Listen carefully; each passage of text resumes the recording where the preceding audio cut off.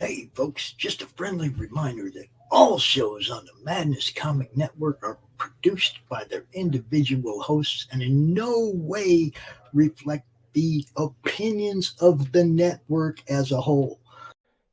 Do you have my espresso bean? How'd you get out of prison? Good lawyer. Enough, Doc. Where's my bean? I don't have it. Jimmy's been kidnapped. Help me, and I'll do anything. What's in it for me? Information about your mother. Detective Mickey Potatoes is back, and this time the stakes are higher than ever. A priceless espresso bean is missing and a life is on the line. Join Mickey in an all-ages noir adventure packed with comedy, suspense, and heart. Support Detective Potatoes, Lord of the Bean on Kickstarter, and unlock exclusive rewards. Books, poker chips, minifigures, and more. Back the campaign today and help bring this thrilling mystery to life. Support independent storytelling. Support Detective Potatoes.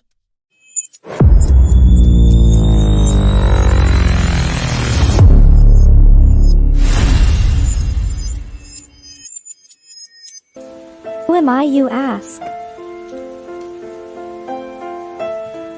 I was created in the middle of nowhere, surrounded by the waste of a dying world. I was bestowed with an insurmountable task: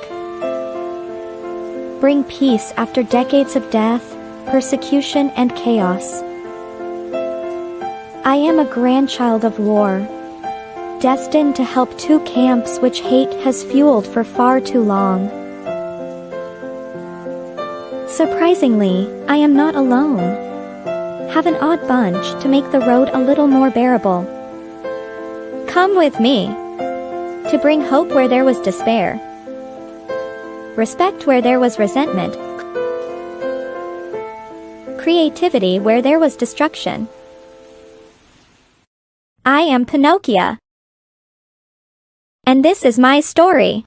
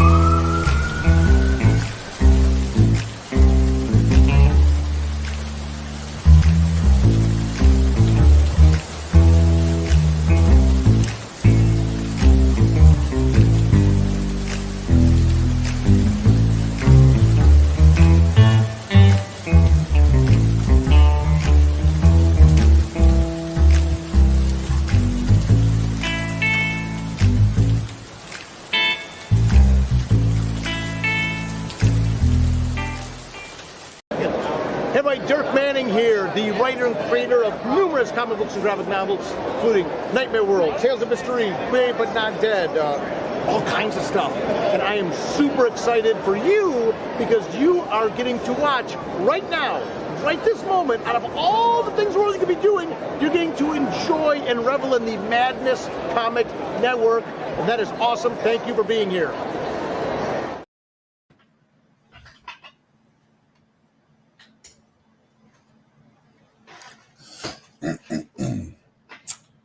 Howdy, howdy, howdy. Are we on? Are we on? And here we are. Hey, folks. It is Wednesday again, and my eye line is still terrible, even though I have continued to tweak on my camera setup. Let's see. We've got a couple of guests coming in today. We have... let's see, it was Vince from last week was supposed to be on today, but I'm not seeing him. And then we have joining us an interesting guest in light of the new Beetlejuice movie. It just came out. I saw it the other night. I'm going to not give any spoilers, but I'll say it was fun. I think it could have been a little better.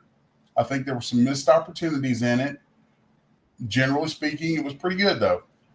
So since all right, so we're kind of frequently winging it on this show. So I'm going to go ahead and let's bring up what I'm working on to the stage, where I'm starting a new sketch here, and then I'm going to bring on my usual co-host, Mr. Charles D. Moisant. How are you? Charles is joining us today from the I guess farm, home, and studio of his friend, our guest Lynette Eklund. So welcome, Lynette. She's on one of the more amazing people on the planet you will ever meet. She is known in the industry as the Invisible One because we see her work, but we don't see her usually. So this is a rare occasion. So I'm still learning how to introduce yourself. Master of many, but whisperer of all. There we go. So it's nice to meet you, Miss Lynette. Hey there. There's your faces. You disappeared for a minute there. Yeah, I'm back here trying to tweak around on this stuff. So it's so funny sometimes that for all the crazy stuff that I do on a regular basis, sometimes certain things are just like they don't quite work the way that I expect them to. So that's okay. All right. So tell us a little bit about yourself, Miss Lynette. You got to forgive me. I'm a Southern dude, and when I meet new folks, Miss and Mister are always going to be on there. I'm cool with both sides of my family are out of Kentucky, so I'm hillbilly by blood. So what part of Kentucky? Clay County, which is where best friend. Clay County, Kentucky is where like 2/3 of this town is from. So, Clay County. It's basically a Kentucky town in Indiana. So, there's a lot of that out there. Yeah, there's a lot of that out there from Hamilton County, Ohio, all the way out to about Batesville, Indiana. Yeah.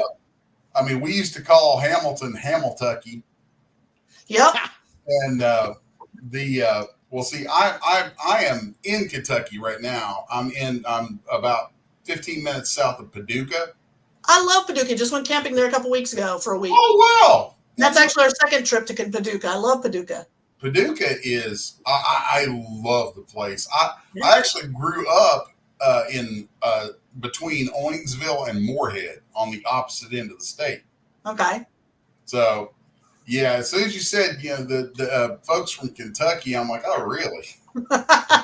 So, because Kentucky is a frequent subject of mine because honestly, because of how much crap we take. Yes. It's like when you're from Kentucky, you got Kentucky roots and things like that. And being in the entertainment industry, I'm sure you can relate. Like for me, when I first started trying to get in, I had to hide it. I literally had to hide it. I could not get work if any of that came out. Yeah, the Southern accent had to go. Yep. I don't worry about trying to hide it as much now, but it's still much softer. But my son, who's moved out to LA and is working in the film industry, thanks to Matthew McConaughey, he's introduced the fact that maybe Southerners aren't all stupid.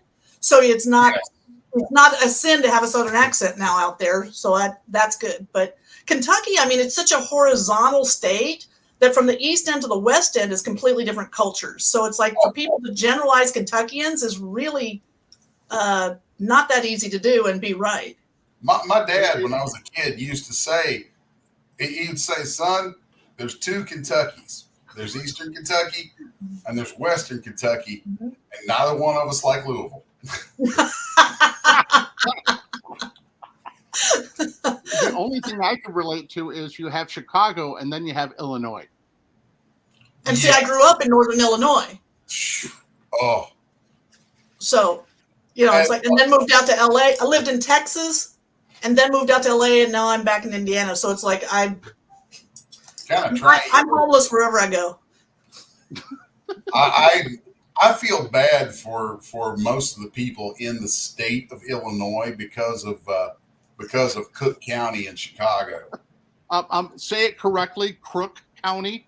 Crook County. Yeah, correctly. Tell me if I'm right on this, Charles. Isn't Cook County the largest single county in America? I believe so. And it keeps because I'm pretty sure Cook County actually extends, if not completely, almost from one side of Illinois all the way across. Like there's a band across Illinois that is just Cook County. Yeah. And it's such trash for all. Because I know a lot, being right across the river, I know a lot of people from rural areas of Illinois, and all of them are like, oh, God, Chicago. Like, my gosh. On so many. I can change subjects. I'm very curious. What was your muse, Lynette, for starting in the industry? You know, and what is it that you do? I mean, the name Teddy Ruxpin comes to mind. The Bulls come to mind. The comedian who has a terrorist, I Kill You comes to mind. All these Jurassic Park comes to mind. Beetlejuice comes to mind. It's this list goes on and on and on and on and on and on. It's like, wait a second, why haven't we heard about you or seen you? Oh, you're the Invisible One. So tell us your origin. Oh, Invisible One. You Hollywood fabricator, you. Well, I was raised with a cloak of invisibility.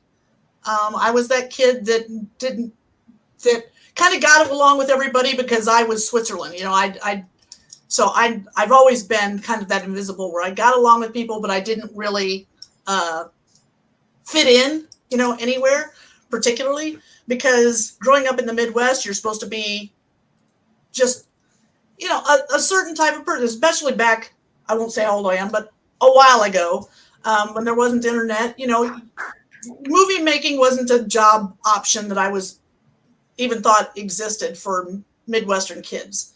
And so, but my imagination was all about monsters and that kind of stuff. Even back then, I was watching. Well, I was either watching musicals, Fred Astaire and that kind of, and Ginger Rogers and Gene Kelly, or I was watching the Hammer horror films. You know, I grew up Christopher Lee and Peter Cushing. It's like that's where I lived at night on the weekends, was watching monster movies.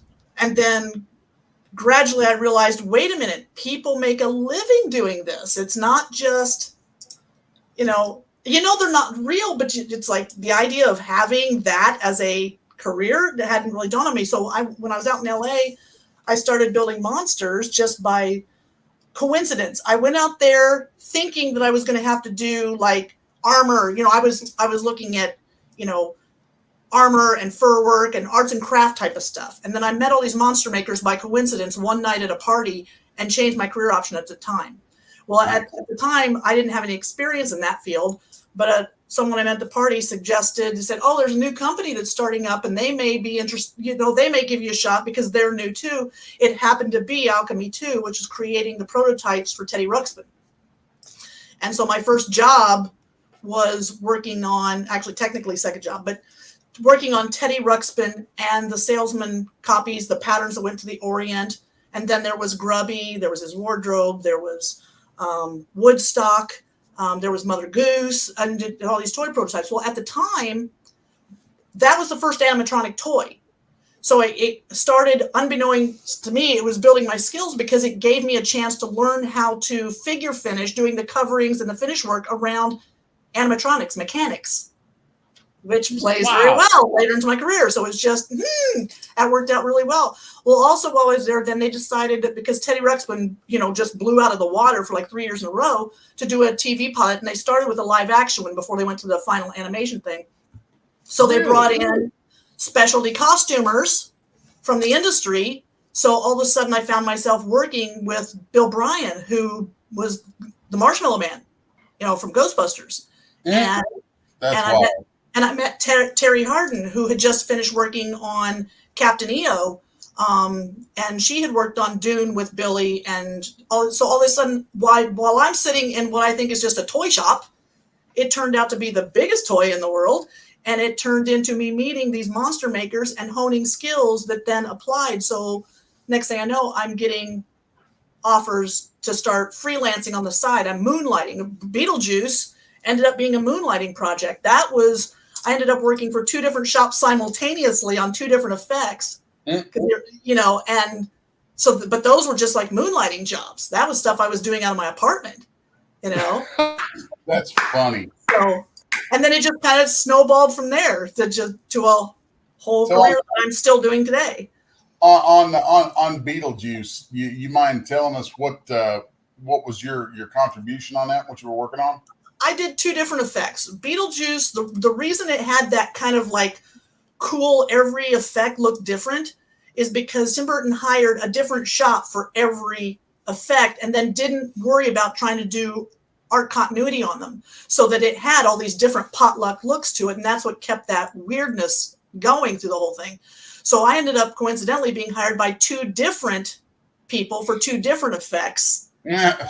And so I ended up working on where they turned into like the Heckle and Jekyll creatures in the psychiatrist office. Oh, cool.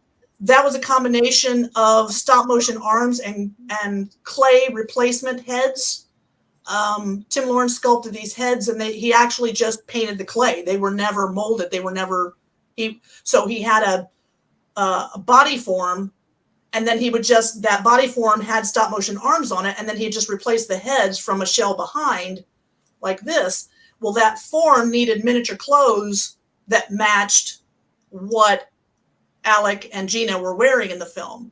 And Alex wasn't that hard to replace, to make, because it was a red t-shirt and a black plaid flannel shirt. No big deal. I literally bought a copy of that shirt 3 days ago. You know what? To show you how stupid I am and how invisible that I figured as invisible as I am, it didn't really matter. When I was done with that effect, because by the time I was working on the effect, they were done with feature filming.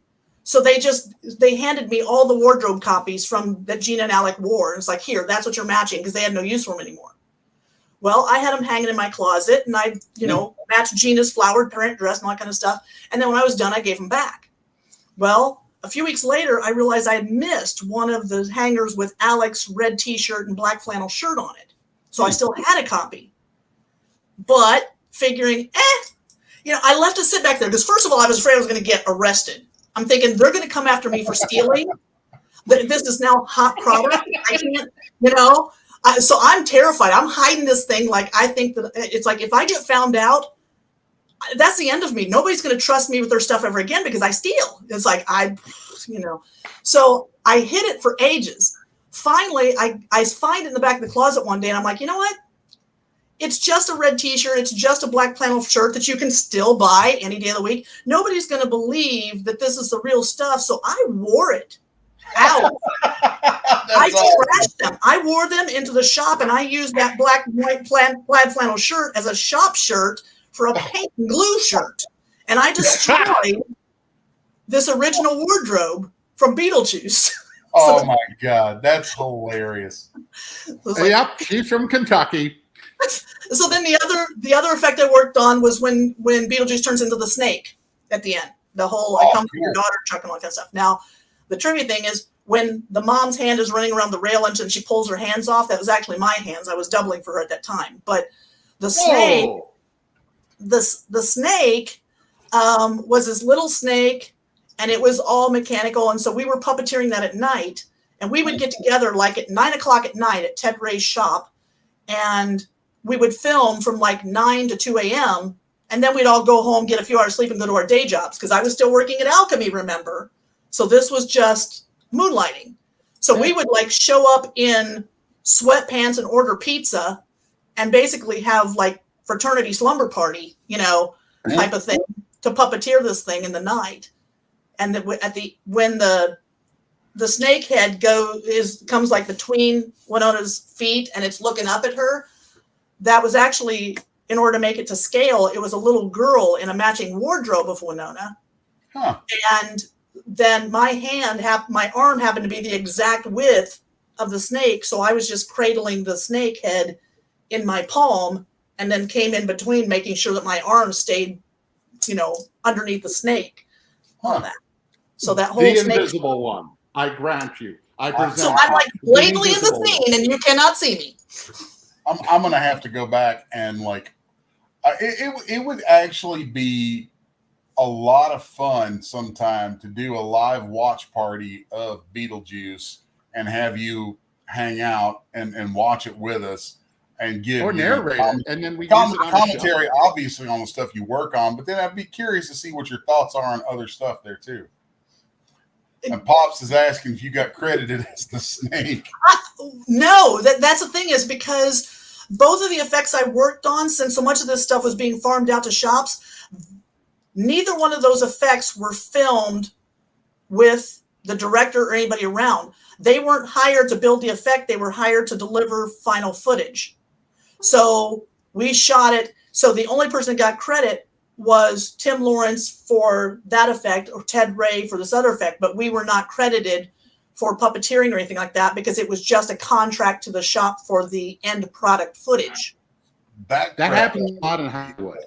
Like there is a handful of different commercials, shows, and things that I've worked on through the years that I knew going in I'd never get credit for. But I mean, I was like, work's work. I'll take the work.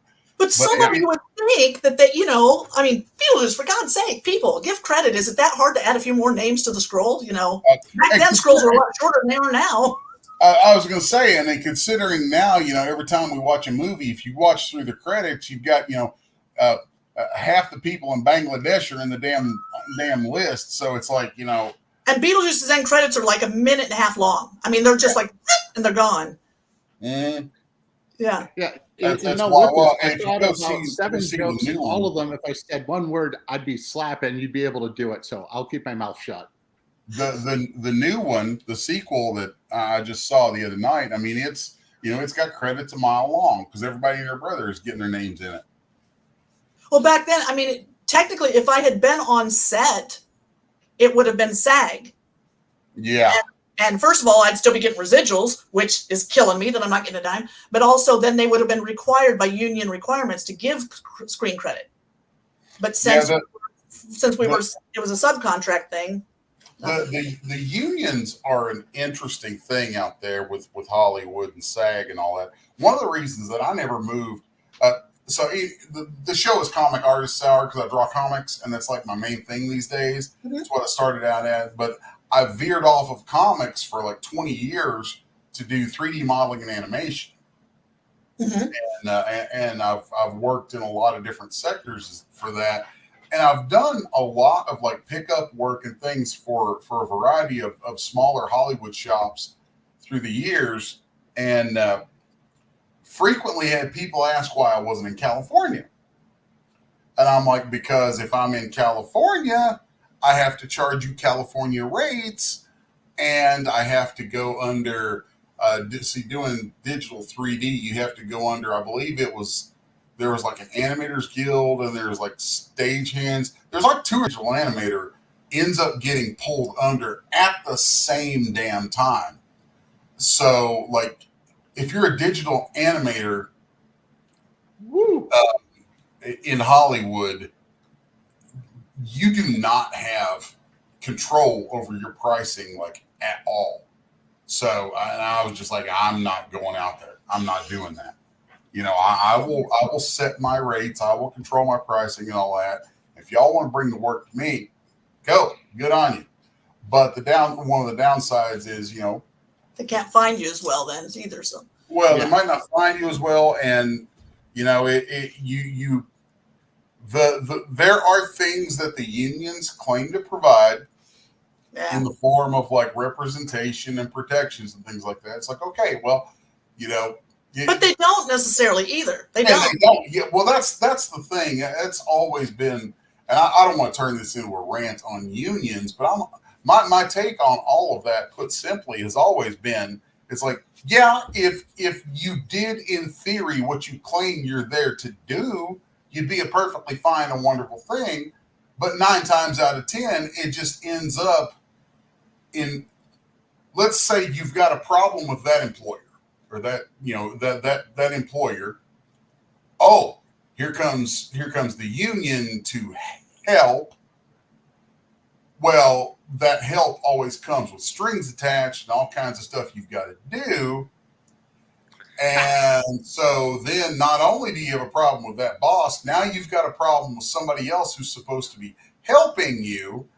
And it just adds more layers of bullshit of people to. It's really the push and pull of things. It's like the amount of jobs that I had that I got credit on, and like for Screen Actors Guild for SAG stuff, I probably lost 2 to 1 on jobs where I was working and could have had SAG, and somehow the union, I didn't get the support that I needed. So it's there, but it's not going to make you the big money. I mean, everybody assumes that if you're in the Screen Actors Guild that you're making millions like the movie stars. Well, they're negotiating their own deals. I mean, they've got agents and stuff, but the effects industry is basically a bread and butter job, no different than being a manager of a restaurant or anything else. It's a bread and butter job.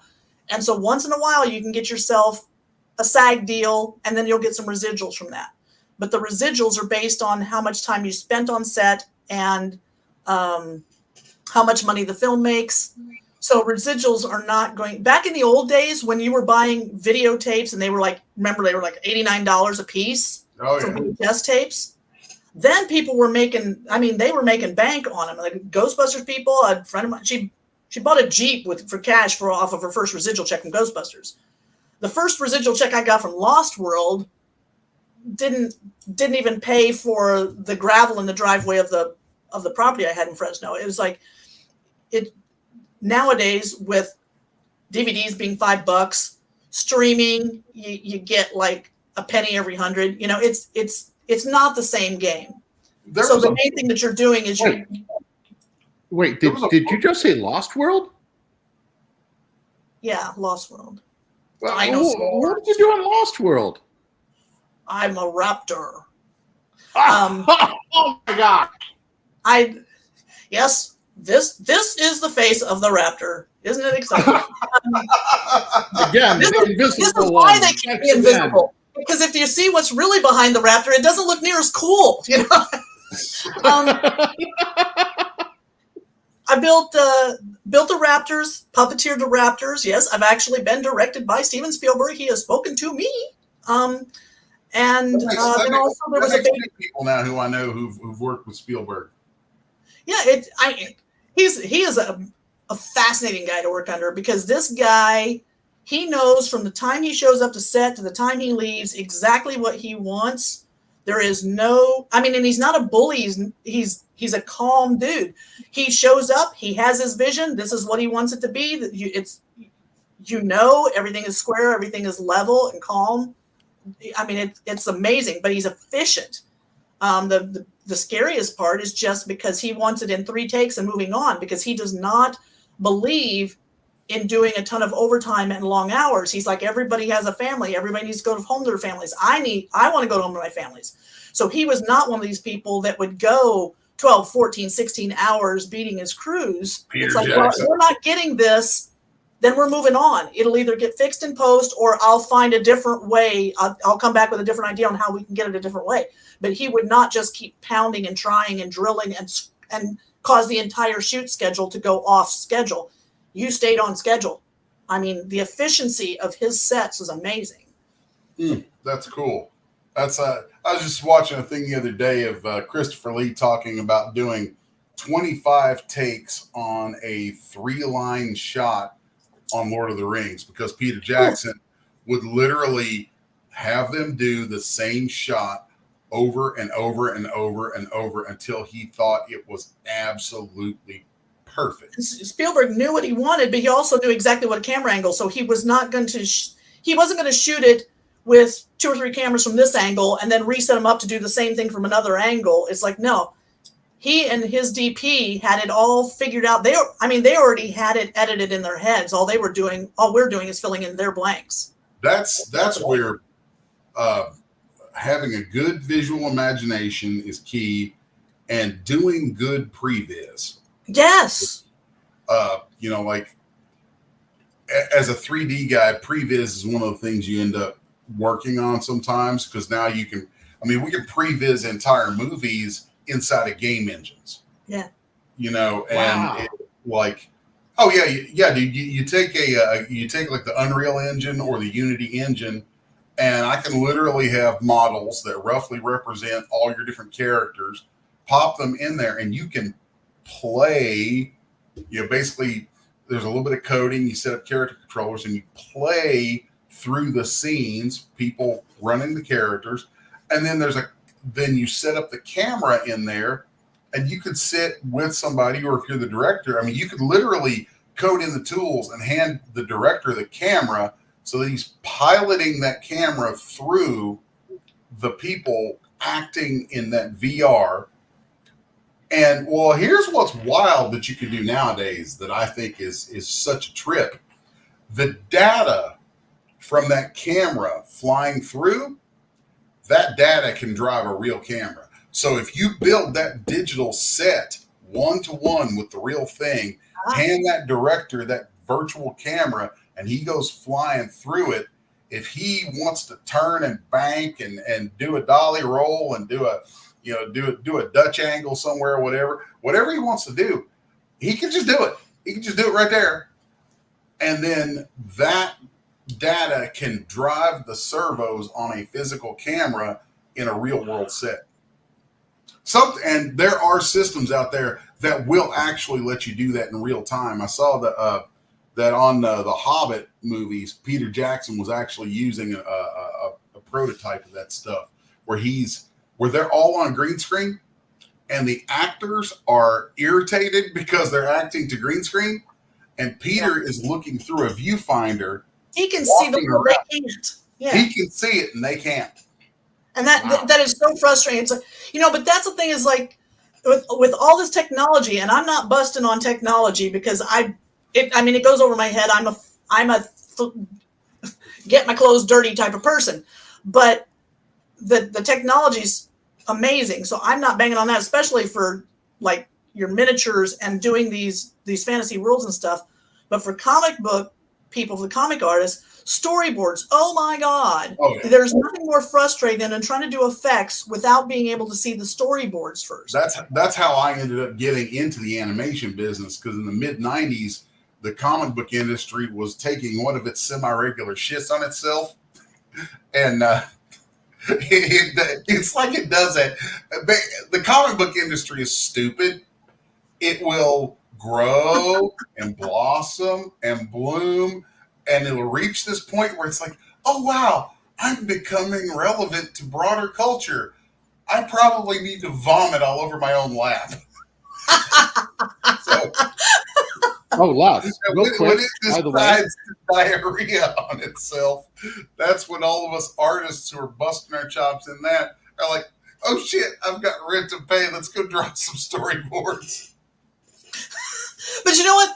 Those storyboards, I cannot tell you how many films I was on where I was not able to see the storyboards. Now, like Species, all I saw was the storyboards. I didn't get to read the script, which was really interesting because the storyboards out of context don't mention the naked chick running around killing people. Wait a second. Did you just mention Species? Oh, I did. And again, the invisible face. A rundown of movies that she's worked on. That box set cover with the species creature in fetal position, the sill, and that's me. I'm in the suit on that. Oh, that's so again, it's best to be invisible because the reality is depressing. But that one, I got to see the storyboards, and so that was really cool. But I didn't get to see the script. One of the few places that I saw the scripts was when I was working over at Stan Winston's, and with like Lost World, he was adamant there was a script that got passed around the shop. I mean, it was an NDA; you couldn't take it out of the shop, but we were all required to read the script so we knew what we were working on. But the amount of films that I worked on where I never saw the script, clear back to like Beetlejuice and stuff, I didn't know what the story was until it came out on the screen. When I saw it at the screening, I knew how the effect was used. It's like, hey, speaking of computers, real quick. Speaking of computers, you know what the Lonely Computer says? I want my mama and my data. Back to you, Les. There's, and the thing that I invite this person to visit me is kind of says a lot about me too. He has to work at least one terrible joke in every episode he's on. I was going to ask, do you know a gentleman named Andy Myers? I know Andy, but I don't think his last name is Myers. I don't think I know him. He's down in South Florida now and semi-retired. He's a friend of mine, and he built the hand from Terminator 2, that the mechanical hand that was in all the images and stuff. But there were a couple of different things that you talked about, like Species and Lost World, that I know he worked on. He's worked in costuming and modeling. I'm trying to look him up right now to see if I recognize the face, because I am so bad with names that I need to see a face and see if I know. Yeah, and he some of what you're telling me reminded me of a story from Andy about the movie AI with young Haley Joel Osment. Yeah. And he was talking about how he had built they had this gag where it looked like they were operating inside the robot boy, and of course Haley Joe's body is down this way and the fake body is out this way that you're looking at, and he was under all of that and in front of Haley Joe, like Haley Joe's standing up, and then he's under here, and apparently this is really wild.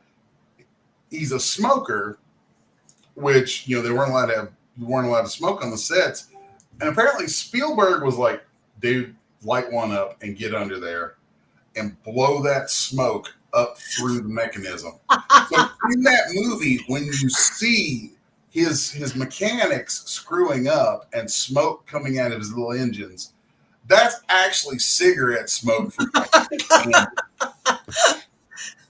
Yep.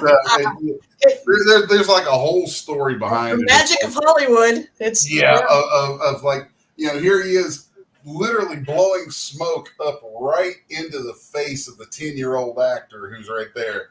And Spielberg's like, do it. See, nowadays they wouldn't be able to do that anymore. But I keep thinking of more bad jokes. Oh, I'm sure you do. I'm sure you do. Brace yourselves. Oh my God. Well, the thing is, if he doesn't say I'm here, he's going to tell them to me later. So no, you'll slap me. Because can we go all get it over with together? Just at least make him go full plow for a couple hours. like you get an extra hour for every bad joke. We'll throw his ass out in the tobacco field for a day. Boy, why is it all smoky here? That's actually the shit that I grew up in. You were talking earlier about, where you were raised and being, coming out of Middle America and all that, and how Hollywood stuff and all this kind of artsy stuff is not, that's just not what you're. It's not considered an option. Yeah, yeah. Yeah, when you're imagination, a lot of parents unfortunately try to talk their kids out of it because they don't want their dreams crushed, and it's like, I'm not a. You're crushing them, asshole. I am the poster child for everything that is not Hollywood, who has had a career since I was 20 years and 3 months old. This is all I have done is Hollywood monsters, and I grew up in a town that had a population of 13.5 in the Midwest.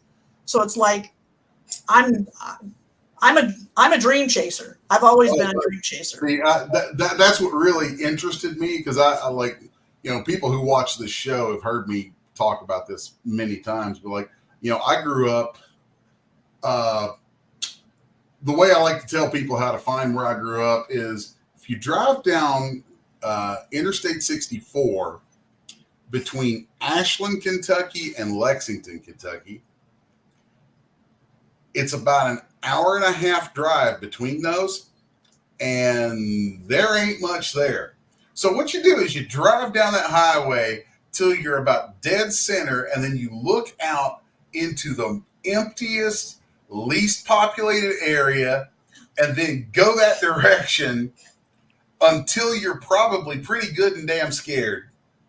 And then you're probably getting close to where I grew up. Like, I didn't have indoor plumbing till I was 11 years old. My grandparents' house never had it. Yeah. As a matter of fact, I have an outhouse in the backyard right now. Now, when we moved into this house, it had never had indoor plumbing. It had never had a furnace. It was built in the 1880s. It still had its original roof, which leaked, and about half the windows were missing, and there were raccoon footprints all over the inside of the house. Wow. It was this old abandoned Victorian house. And so the only bathroom there was this outhouse in the backyard that still had 3 sides on it. And the good news is the missing side did not face the road. So the first thing we had to do was put the 4th side on. We used the old smokehouse that was off the house. We tore that down and used part of that lumber to build a 4th side on the outhouse. Nice. So, and then you can't put one in a backyard now, but we grandfathered it in because it's like, we've got 3 boys. And it's like, you know what? You can just keep your mud and all of that out there so that the house, so now that we have a bathroom inside, we can like not have to scrape the floor to get. Oh, God. So we are civilized now. We have bathrooms, we have furnaces and central air and everything, but yeah, the outhouse still stands. Oh, people laugh at me, but every time I've moved anywhere, whenever I check out a new place that I'm looking at moving into, first thing I always check out is the bathroom. Because I'm telling you, you grow up getting splinters in your ass, man. You start to appreciate the luxury of an indoor outhouse. Now, the first thing I did, the city LA side of me, the first thing I did was, it's like, okay, we're redoing this outhouse. So the interior every year gets whitewashed, and the seat is a store-bought plastic toilet seat. I mean, I grew up, my grandparents, their outhouse, the hole in the seat of their outhouse was so big that I was always afraid of falling in. Oh, yeah. And so, sisters fight.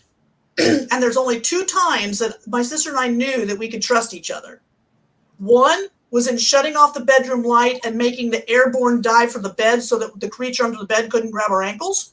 You had to keep a clear path on the bed for the landing of the other person. And the other one was in the outhouse is holding each other's arms to assure we wouldn't fall in. Those were the 2 times that we could trust each other wholeheartedly. I'm telling you, man, folks these days, they don't know the joy of the sheer terror of you're mid squeeze and you hear something go.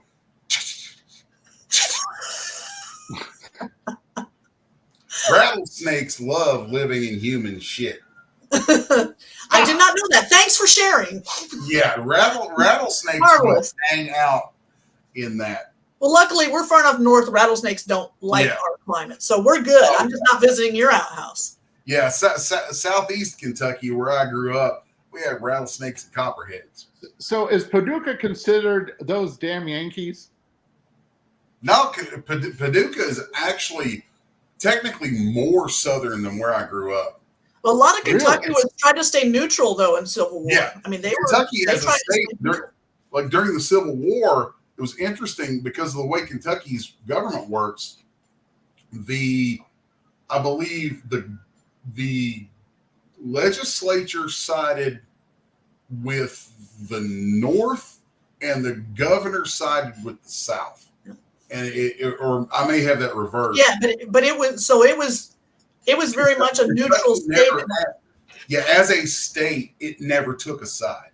Never officially took a side. And that's why that's how you ended up like in my father's family, we literally had people fighting on both sides of it. Like my entire family, there were people on both sides who lived right around each other who fought on both sides of that war. Yeah, because there were places with slaves, and there were other people that were participating with the Underground Railroad. Kentucky was a social mess. Well, one of the wild things that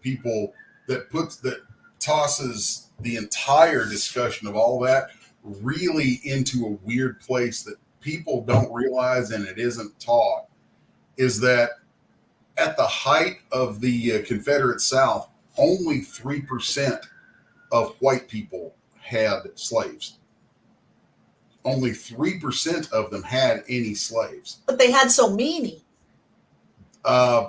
They had, I think, the number of them that you look at really depends on number over time or number at once. Because at once, I don't think there was ever more than about 400,000 slaves at one time in the South. You know that I don't want to get on a political thing, but the one thing that has always bothered me that gets ignored is Native American, the Native American people. Oh, and how many of them were also slaves during that time? Oh, and Irish people. And yet there is so many people that have Native American blood who will then fly a Confederate flag. And it's like, you do realize that those are the people that enslaved your own people. Because they're under the impression that it was only the African Americans that were slaves, but it was Native Americans. It was the Cherokees that were and all the Native Americans, they were being shoved into slavery as well. And yet, I've got people right here in this town who have tribal cards. They are holding tribal cards and flying Confederate flags. And I don't understand. That's a deep rabbit hole to get into. Fun discussion. Speaking of chaos and melting pot, there's the craziest pseudo melting pot I understand you worked on. I guess you mixed borax with water, with Elmer's glue, and then some food coloring. And what do you get that just drips everywhere and dissolves you as you're eating? Some type of blob? Well, there was no Elmer glue in our blob. Not in ours. So tell us about the blob. The blob was it wasn't my first film, but it was the first full-time job on a film that I got. And that one was very odd because the reason I got on there was as a puppeteer was because nobody else wanted it. By that point in the industry, half of the effects industry had either been on the job on that film and quit, or they had been warned by their friends, just don't. So they were willing to take anybody. And so Terry Harden, friend of mine, she's like, they'll give you a chance. It may not be pretty, but they'll give you a chance. I'm thinking, excellent, I'm going. So I went on to the blob as a puppeteer, and within a couple of weeks, we're back to storyboards again. They were so far behind schedule. By that point, the second unit director had been fired. There was no second unit director. There was no DP. There was no. Everybody who was supposed to be in charge had been fired off second unit. So I was working in this warehouse puppeteering, and they were so far behind schedule. And Chuck, the director, he was still over on filming first unit, so he wasn't able to stop by either. And they realized they were going to have to shoot 3 sets simultaneously every day. So they picked 3 puppeteers, me being one of them, to be the head puppeteer of one of the stages. So here I am on my first major film, first full-time job. I am now the head puppeteer on the film. So each morning, what they would do is they would give us each a set of storyboards. They would just pull out the ring binder, pull out the pages, and say, "Here's the effect you're assigned to." And we would sit there, the three of us, and we would negotiate how many blob quilts were available, how many tentacles, how many puppeteers were in the bullpen, and we would divvy up the crew, divvy up the quilts, divvy up. Okay, I need 3 quilts. Well, I can get away with 2 if you can give me an extra person, or if I can have this big quilt, and we'd negotiate. Then we'd all go our separate ways. We'd go onto the set. We had one guy who was basically the grip, best boy, everything. We had one crew guy and a cameraman, and we would decide, me and the cameraman would decide whether it was going to be overcranked, undercranked, how we were going to frame this, how we were going to shoot it. They would set up the lights. We would shoot a wedge, take it to watch dailies next day, which don't even exist now. But back then you had to develop the film and then watch it the next day to see if you got it. So they would do light wedges, meaning basically light tests to see how it was going to work, and different speed tests.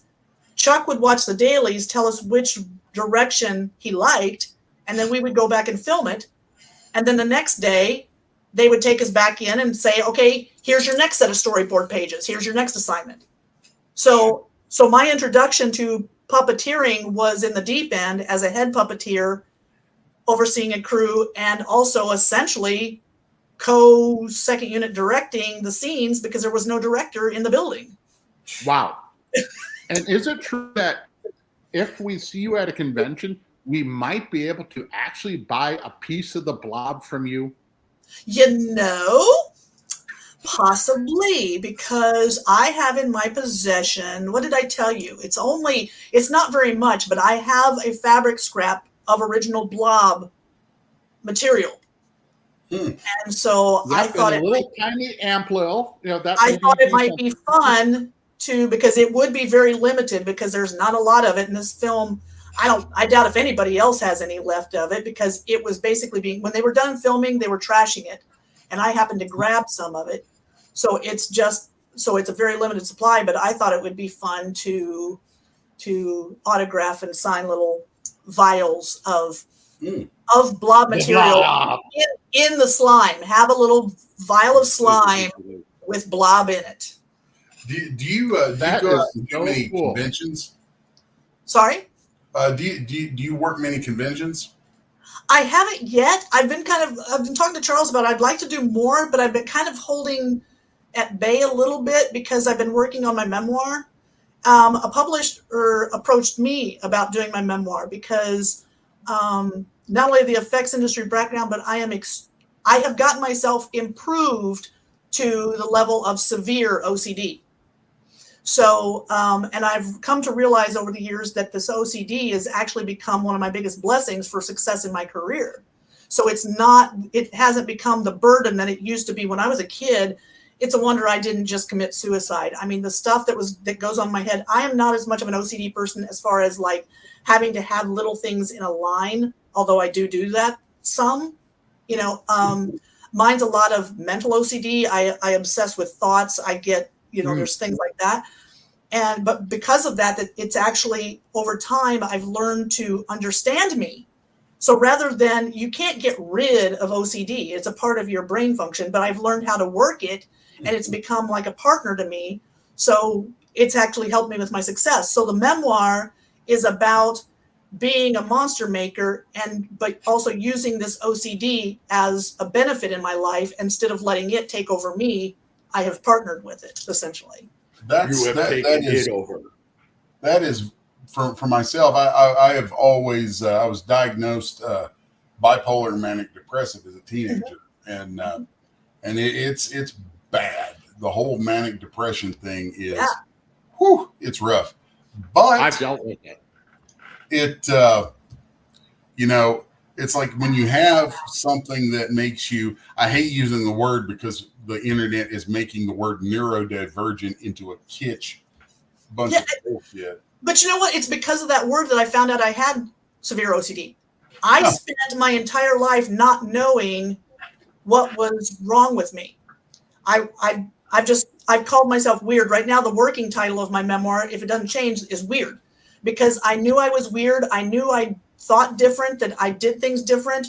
I would hide it. My family never knew. My friends never knew. My coworkers never knew because I didn't know what it was. I thought OCD was just about, you watch Monk, and I thought that that's all it could be. It's like I didn't realize there were different kinds. So it wasn't until I started seeing this term and I thought, well, what is neurodiverse?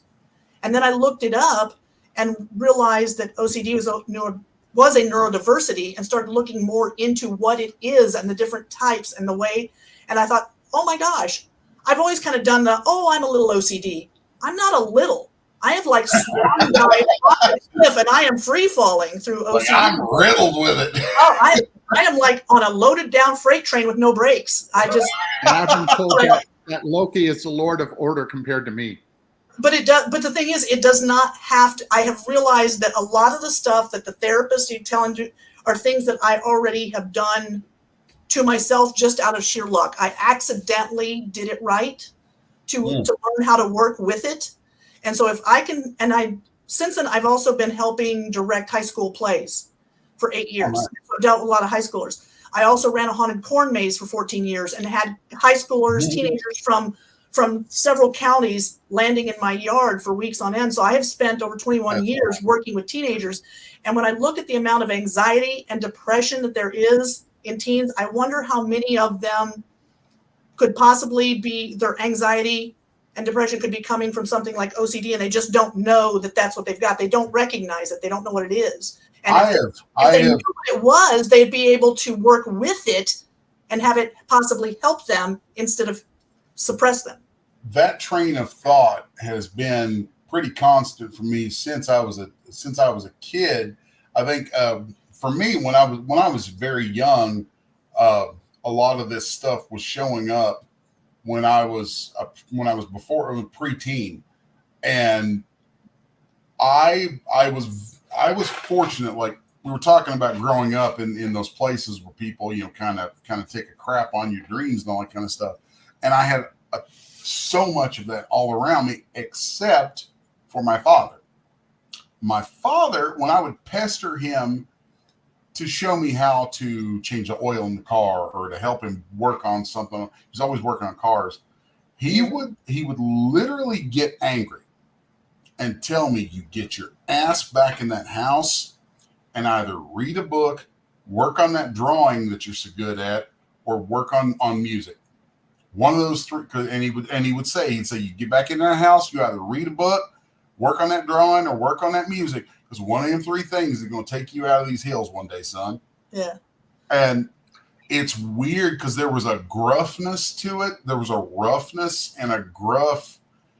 I mean, he was a guy born in 1919 in Appalachia. For him, he was really pushing beyond what was his natural comfort zone to support you, which is amazing. That's wonderful. He was born in a coal mining camp in southeast Kentucky in 1919. The guy lived through the Union Wars of southeast Kentucky. And for him, he loved music so much. And he used to tell me when I was a kid, about 10, 11 years old. I mean, I can remember being 11, 12 years old, coming home out of a tobacco field, like nearly in tears, just from having to be around these people who were just shitting me on so many levels. And my father, I remember he bought me a Walkman. And because he goes, I love music. He bought me a Walkman. He's like, here, use this when you're out there so you ain't got to listen to him. And he said to me, always remember, son, you're with them, but you're not of them. And the thing is, if that is their life and they're happy there, that's cool too. But totally. But being a weirdo among them, but like I said, I would suppress it. I would just hide. I would just hide all that stuff as much as possible and that kind of stuff. I don't. I took the whole opposite tack. I was like, back then I had hair down to my ass. I was wearing black nail polish back in the late 80s. I mean, I was like a weird metalhead, pseudo satanic gothic punk kid in Appalachia in 1988. My OCD, I have to follow rules. It's all about rules. So, I think all my stuff is literally inherently about breaking them. Right, but the rule: one set of pair of steers. You know, a rule. Everything is about the rules, and so it's like I couldn't do anything that was visually rebellious like that. Even now, I mean, I'm still going out to LA and working in the shops. You know, I live in Indiana, but I'm a long distance commuter, and so I'm still going out there working on films. I've got stuff coming out this year, but even now I go out there, I'm still weird because I can't break my own rules. This rule thing. So in LA, I'm weird because I look too normal. And back here, I'm weird because I look normal, but I don't think normal. It's like, I'm just weird and I'm cool with it. That is why you're the invisible one. But something that before we have to cut out. Quick. Oh, wait, hold on. This is important. I was gonna ask if you could give us a list of stuff you got coming up. Well, right now in December, a Skeleton Crew for Disney Plus that's coming out, a new release in December. That looks so cool. I'm not a big fan of some of the newer Star Wars stuff, but that's the first thing they've done in a hot minute that I'm like, that looks promising. I think it looks like an awful lot of fun. You know, I'm excited about it. That's cool. And then also I worked on a film. It's called Dust Bunny with Sigourney Weaver and Mads Mikkelsen. That's supposed to be out. I think it's supposed to be out later. Probably next year's when it'll come out. And all I can say is I worked on Dust Bunny. I'm not allowed to say what I worked on stuff, but the title of the film is already out there, so I'm not letting anything out of the bag of that. And then the other stuff is all NDA that I can't get into yet. Well, then there's something that means you'll have to come back. It's called a book. Sorry? There's a book that you've done. You've created American folklore. I have, because I did a corn maze for 14 years. I used to tell lies to the field trip kids when they'd come through. And so in the process, I've basically created my own fantasy world. And I get tired of fairy tales being just the old European ones everybody's heard. So I'm creating American agriculture-based fairy tales. And so they're about how pumpkins grow in patches and how pumpkin fairies play a part in that. And then there's, I did one on trolls in the cornfields. And the next one coming out is about the elves that live in the beech trees. And there's a whole world that lives in the Midwest that was inspired by farms in the Midwest. So it's basically a middle America, but they're American-based fairy tales. And I've got two picture books out now. And like I said, the third one is done and with the publisher now. What's the website? Back to your other question with the conventions, I have been doing a few festivals with the picture books and stuff, but I've been withholding doing the conventions until closer to the time when the memoir comes out. So. Where could we look at your book if we wanted to try to get it? I'm rebuilding my websites. But the portfolio, the Lynette Eklund portfolio.com, which is showing there, has a link over to the other one, which is called eklundbooks.com. And if anybody can help me figure out how to work Amazon better, I posted them, but one of them will not post live. I have asked Amazon 3 times. They can't seem to figure out why it won't go live. So I haven't been able to sell that book online. So other than that, you can order them directly through me by contacting me. We just PayPal, do it that way, and I'll ship it to you. They're signed by both artists, and because I write them, and then Terry Harden, who is a Disney artist, and I do limited edition collectible, I paint them for her collection, and so rather than drawing them myself, I decided that I would have her do the line art for these, and then paint those so that we could keep the team together. The same way I paint her sculptures, I paint her drawings. So I'm working with her on these. But you can order them direct from me or just go to Eklund Books or LynettePortfolio.com and contact me. But like I said, anybody that's an Amazon genius, please help me out, please. Well, it is getting about time for us to wrap everything up. And, wrap. Lynette, this has been awesome. It was kind of impromptu, but we'll have to do something in the future where we schedule it out and have a little more of a plan to it. I think that would be great. I've enjoyed talking to you. Charles does not make plans. No, Charles. Yeah, I understand that. Charles has been in my orbit for. Has it been 2 years now? Is Yes, that sir. all? It's been a little over 2 years now. Okay, I'm evidence that you will survive longer. Yeah. Honestly, she's known me Charles- since 2015. Charles has become very much my right hand man in a lot of things, but he is, yeah. You. I mean, you don't have to wind him up and point him. He's already wound up. You just you're like, hey, generally over there, and then get the hell out of the way. Yeah. I told him, it's like, the reason I have him come down and visit once in a while is because when he comes down, shit happens. It's like, we don't necessarily have a plan, but while he's here, something's going to happen. It just does. It just does. Well, it is awesome to meet you. And I'm going to have to toss this over to Pops. This is the Pops Van Zant. Is the big kahuna, the producer here. Thank you, Pops. You've been amazing and cool. We love you. Somebody said my name. Pops on the Madness Network. Look, he just popped up. Oh, Lord. Oh. Had to get it in there. That's why I hide in the There's background. still number two. There's always one or two. Right there. That's why. Oh, God. I have the knowledge. I'm eating an apple. Lynette. Charles, I could mute you. I just want to say we have a multitude of shows on the network. We have like 25 weekly shows, and there's probably a couple other shows in the network that you would fit in perfectly on as a guest if you're interested. Oh, I have a blast. I've enjoyed this. This is great. You guys are great to talk to. This is fun. We have a few shows that, are just pretty much this is what it's about. The industry, what's happening, whether it be Hollywood or art or comics or whatever. We just kind of a pop culture type network. You brought up Hammer Films. We have a show called the Horror Movie Club, where we come out every so often and we talk about a certain horror movie. We'll have everybody watch it at a time, and then we'll all come out and talk about it. So you said Hammer Films. Hammer, yes, because I saw that. It all ties in together. It's all amazing. So, okay. Real quick, Pops, please say thank you, Invisible One. Thank you, Invisible One. Les, now please I'm say going to thank be you, the Invisible One again, because when Charles is here, it's best for me to be invisible.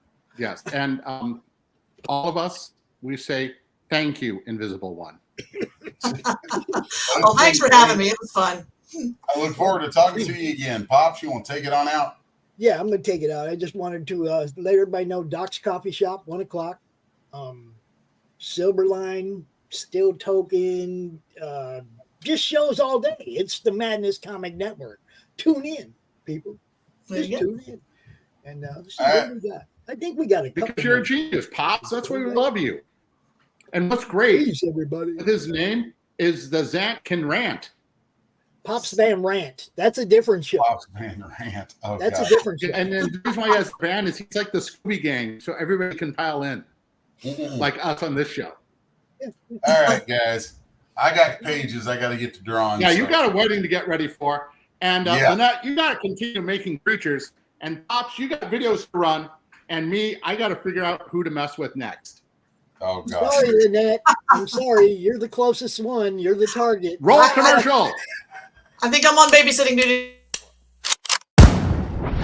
They call me a god. They call me a god. They call me a god. They call me a god. Let's go. I'm about to go off like a weapon. Fuel to the top, got a filled up engine. In my thoughts, obsession. I will not stop, no, I'm never second guessing. I got a God complex. Haters love to hate, but I never feel pressed. Got a lot on my plate, but I never get stressed. I'll take all the pressure like I'm acing this test. Tear it up like I'm Jason. I see the world like it's ready for the taking. I see this place like a game I'm playing. Straight to the bank to collect my payments. No negotiations, it's my way, I was born impatient. And like a damn Freemason, I'll run this nation. They call me a god. They call me a god. They call me a god. They call me a god. I don't know how to stop. I just go